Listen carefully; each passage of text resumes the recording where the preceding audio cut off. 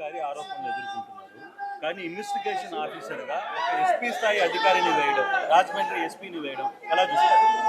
అసలు ఇదంతా ఎంత కంటి తుడుపు చర్య అని అంటే, అసలు ఫస్ట్ ఆఫ్ ఆల్ యాక్షనే తీసుకోలేదు.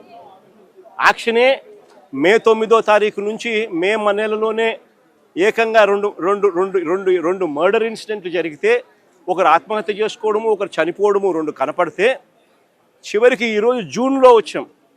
జూన్లో వచ్చిన తర్వాత బయటకు వచ్చిన తర్వాత కంటి తుడుపు చర్యగా కేవలం టెంపరీగా సస్పెన్షన్ మాత్రమే, అరెస్టులు కూడా చేయకుండా కేవలం టెంపరీగా సస్పెన్షన్ మాత్రమే చేస్తున్నారు అని అంటే, దాని అర్థం ఏ రకంగా వీళ్ళంతా ఈ క్రైమును బయటికి రాకుండా మరోవైపున ఈ తల్లి దగ్గరికి, ఈ కుటుంబం దగ్గరికి పంచాయతీలు చేసి సర్దుబాటు చేసుకునే దానికోసం ఏకంగా రాయబారాలు నడుపుతూ బేరాలకు ఏకంగా పోలీసులకు సైతం ఇక్కడ తెలుగుదేశం పార్టీ, ఇక జనసేన పార్టీకి సంబంధించిన ఇన్ఛార్జీలు కూడా వచ్చి మాట్లాడుతూ ఉన్నారు అని అంటే, ఎంత దారుణమైన పరిస్థితులు ఈ రాష్ట్రం ఉందనేది గమనించాలి.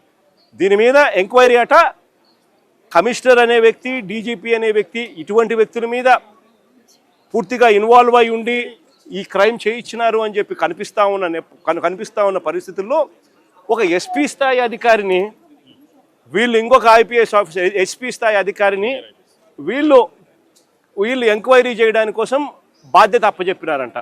అంటే ఏ రకంగా వీళ్ళు దీన్ని లా అండ్ ఆర్డర్తో ఏ రకంగా చెలగాటలాడుతూ ఉన్నారు, ప్రజల ప్రాణాలతో వీళ్ళు ఏ రకంగా చెలగాటలాడుతూ ఉన్నారని చెప్పడానికి ఇది ఇంకొక నిదర్శనం.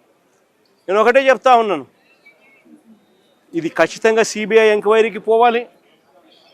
బాధ్యులు ఎవరెవరైతే ఉన్నారో, సిఐ దగ్గర నుంచి, ఏసీపీ దగ్గర నుంచి, కమిషనర్ దగ్గర నుంచి, చివరికి డీజీపీ పై స్థాయి నుంచి కూడా హోమ్ మినిస్టర్ పై స్థాయి నుంచి ముఖ్యమంత్రి కూడా అందరూ కూడా లథార్జిక్ యాటిట్యూడ్తో అందరూ కవరప్ చేయాలి అని తాపత్రయమే కనిపిస్తూ ఉంది. కాబట్టి అందరూ దీంట్లో క్రైమ్లో ఇన్వాల్వ్ అయి ఉన్న పరిస్థితుల్లో సిబిఐ పిక్చర్లోకి వచ్చి దోషులను ఎవరెవరికి ఇది తెలిసి జరుగుతూ ఉన్నది, తెలిసి ఏ రకంగా వీళ్ళు ప్రొటెక్ట్ చేస్తూ ఉన్నారు, ఇది ఒక రొటీన్ పద్ధతిలో ఈ మాదిరిగా లాకప్ డెత్తులు ఎందుకు జరుగుతూ ఉన్నాయి, దీన్ని కట్టడి చేయాలని అంటే ఖచ్చితంగా సిబిఐ రావాలి, వచ్చి దీనికి ఫుల్ స్టాప్ పెట్టాలి అని చెప్పి ఖచ్చితంగా డిమాండ్ చేస్తూ ఉన్నాం.